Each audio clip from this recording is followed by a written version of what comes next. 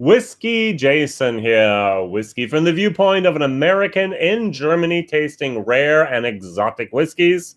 And I cannot believe how lucky I am. I have the Holy Grail, the Stranahan's Snowflake Batch 17. Oh, how did that happen? Good question. Signed here by our master distiller, Ron. I guess I'm very, my eyesight's not getting very good. Just did a live stream in English, and there I actually opened it. So the cap is now off, and I'm going to pour it, and I'm going to talk a little bit about this. I actually bought this on an auction site. I could not believe that anyone would actually be willing to part with a Snowflake. I mean, I remember the Scotch Test Dummies having someone organize a Snowflake for them. Hey, my bourbon journey, great to see you. I got a Snowflake. Ha ha ha. This was on auction over here in Germany, and I just said, okay, I know they cost $100 in the States. I know people start actually standing outside a week before or 3 days before, and in order to get one of these, and I said, all right, I'm going to bid, and I won. And for 159 euros, let's say under $180, I got a bottle. And so what I did is what I always do over here is I do a bottle share. And so I have a total of 14 other guys. Well, I have one girl, actually. So 14 different people over here. I'm going to get 5 CL bottles of this, and I'm going to share it with them so they can also have the experience of saying, hey, I've tried the Stranahan Snowflake. My last bottle share from Stranahan was the Sherry, which is also very difficult to get over here. Also, that was gone very quickly in the bottle share, and we have different Facebook groups where we do this, and so that's a very nice thing. For example, Bourbon Lovers Germany is where I actually originally shared this. So this is called the Longspeak, and this was distilled on May 1st, 2012. This is bottle number 910 from 1800. And the distiller, so it's all, I'm always going for Robin. I don't know. Batch number 17, batch year with 2015. Hi, Whiskey Life. Nice to see you there, Florian. And this is a 47 proof, 47 ABV. So it's 94 proof. And it's actually signed here. Amazing. I got it, like I said, for $180. This is just fantastic. I can hardly believe my good luck there. So Rob Dietrich, that's his name. Got it. I was looking, yes. Rob Dietrich. I remember that guy, the guy with the beard. So according to the Bourbon blog, there's actually here the Longspeak Snowflake. There's a cask list. So it says the Snowflake starts from Stranahan's Colorado whiskey, which is aged to fruitation in white oak American barrels with a number 3 char for no less than 2 years and cask. And being fully matured, well, over here in Europe, it has to be 3 years, but in Colorado, it's 2 years. The whiskey is then finished in a selection of used barrels from around the globe. For example, now you can use things, for example, you can use wine casks, you can use sherry casks, cognac casks, rum casks, tequila casks. In this one, they used the Chancellor wine cask from the local Sparrow whiskey winery. So there's wine casks in there. Chancellor wine. Then they have Sherry Orlozo from Spain. Yummy. They have 2 5-year Stranahan's Colorado whiskey barrels. So it's a reused barrel, just like we have with the Michter's Unblended. Then they have ESB Doublewood. ESB is from Breckenridge Brewery. These were casks finished in a Stranahan's barrel. It was then returned to Stranahan and refilled with 3-year-old whiskey, then aged for further 2 years. An interesting combination there. All right, so let's see here. On the nose, it's very complex. I'm getting some fermented grapes. I'm getting some figs I'm getting some old wood, and I'm also getting a little bit of like a barrel char type of thing. What I like about Stranahan's is they're doing single malt American whiskey, 100% malted barley, which is fantastic. Not bourbon, it's really that. And this is a winter's bounty available once a year.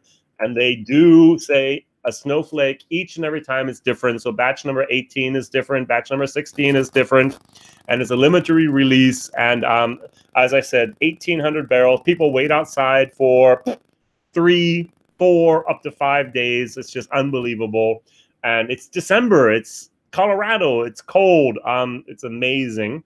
And the current batch is batch number 20. So they've done this now 20 times, and it's just a pleasure to be able to get this. I could not believe my luck that I actually got this. So, Peter, thank you. So just about to finish work. I'm getting close to whiskey o'clock for me. While over here, it's 6 o'clock in the afternoon. And therefore, it's whiskey time. Wow, it's got a great nose. Very complex. A lot of dark, dried apricots. I'm going to read what Bourbon Blog actually had here, and then I'm going to dig into this. They say, on the nose, high dessert, aged plum, dessert, rain, wet barnwood, 1800 steamer trunk. Open one up and smell it. With hints of Cheyenne or cayenne and maple syrup, vanilla, and dried cherries. I can't confirm the maple syrup, but I can confirm this old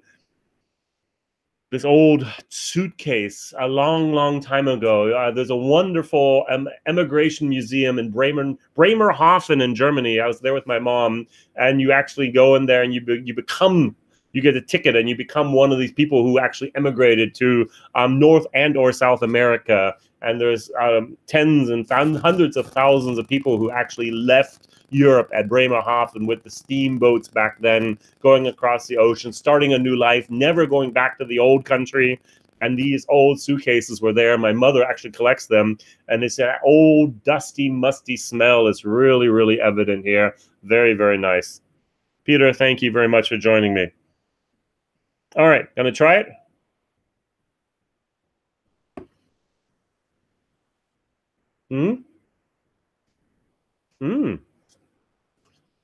Fruity. Layers. Chocolate. Cherry.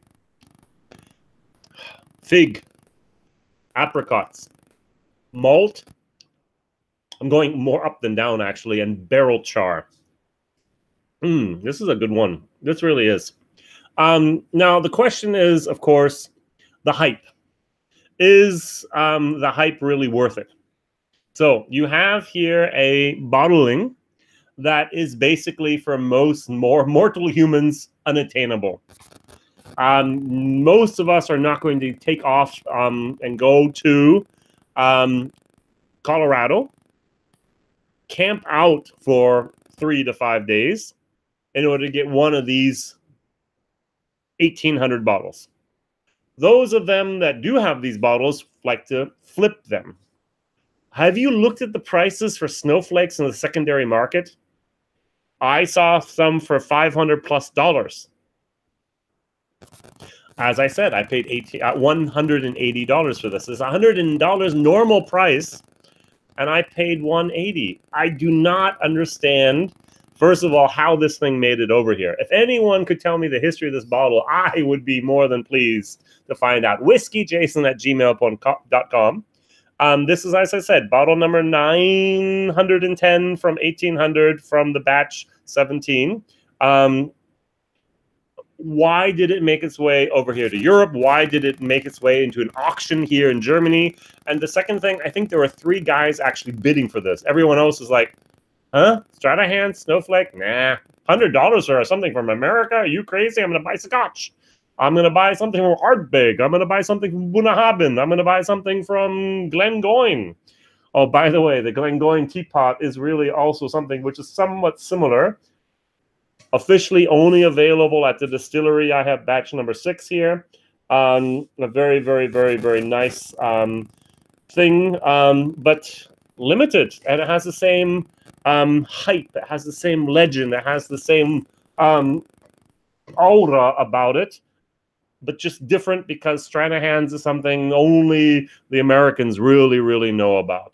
And therefore, I'm so pleased that I was able to have a bottle of this. Unfortunately, or fortunately, however you want to put it, I've actually already sold 14 different positions in this, as I mentioned before.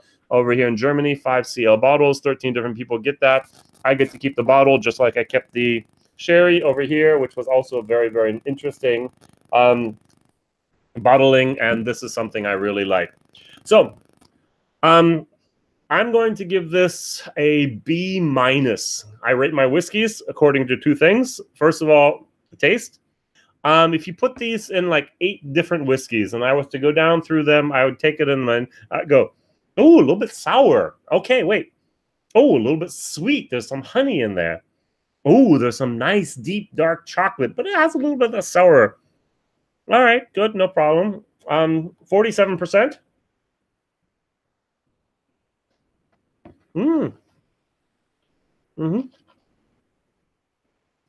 Got some age on it. Nice. Not bourbon. Oh, a little bit of barrel char on there as well. Very nice. I like, but not wow. B-. That's exactly the grade I would give it. Even towards the end, I have like a fermented wine, fermented grapes. Not even still. There's something over here we do once a year. We actually buy bottles of still fermenting wine, and then the cork can't actually be on it because it pops off all the time because of the CO2. And you have a little type of device, and you pour it, and it's a little bit of sparkling type of a very young wine, and it's beautiful. It's beautiful, and a little bit of that is in there. A little bit of that still fermenting moment, and it's a very, very nice whiskey. Now, the second thing I always do is I give it a value for money.